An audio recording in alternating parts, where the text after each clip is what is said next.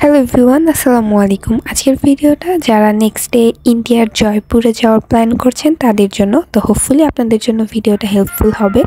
তো আজকের ভিডিওতে আমি শেয়ার করব যে জয়পুর ট্যুরে আপনি কীরকম ধরনের আউটফিট চুজ করতে পারেন।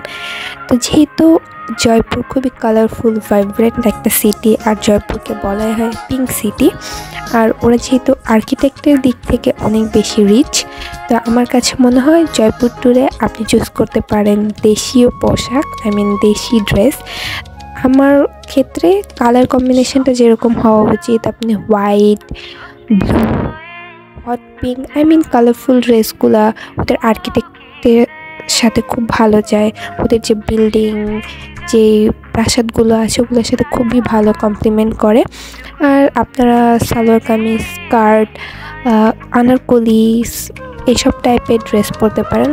অলসো আপনারা যদি শাড়ি পরে ঘুরতে যান, ইটস টোটালি আপস টু ইউ, বাট চেষ্টা করবেন একটু কালারফুল, হোয়াইট, ব্লু এইসব টাইপের কালার চুজ করার।